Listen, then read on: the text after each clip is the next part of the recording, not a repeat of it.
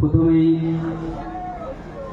মঞ্চে উপস্থিত বিশিষ্ট ব্যক্তিবর্গ, সম্মানীয় অতিথিবৃন্দদের শিকারপুর প্রাথমিক বিদ্যালয়ের পক্ষ থেকে আমি হেড টিচার, তাদের অসংখ্য ধন্যবাদ জানাই, তাদের প্রণাম জানাই, শুভেচ্ছা জানাই, ভালোবাসা জানাই।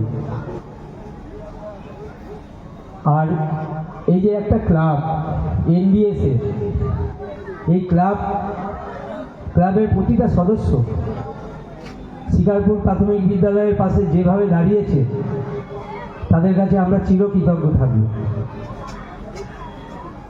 আমি যেহেতু প্রাথমিক শিক্ষা ব্যবস্থার সঙ্গে যুক্ত, দীর্ঘ 25 বছর শিক্ষকতা করছি, 15 বছর হেড টিচার।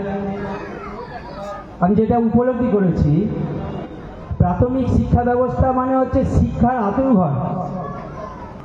সেখানে আমি আমার বাচ্চাটাকে ঠিক যেভাবে যত্ন করে মানুষ করি, বাড়িতে যেভাবে যা যা সুযোগ সুবিধা দিই, একটা প্রাথমিক বিদ্যালয়ে তাইতেই থাকবে, এটা মেনে নিতে হবে।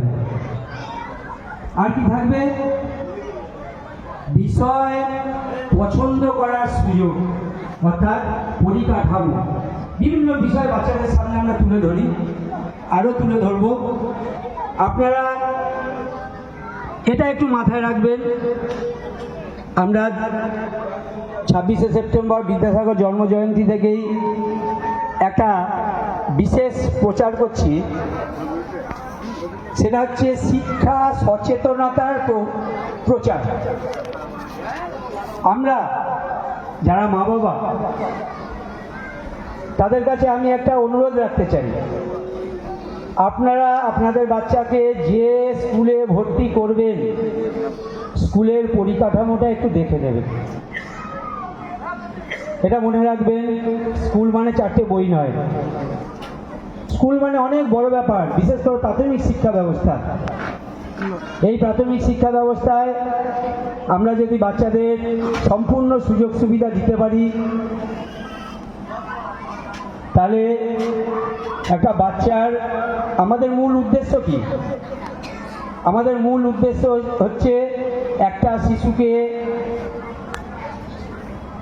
মানবিক এবং সৎ মানুষ তৈরি করা।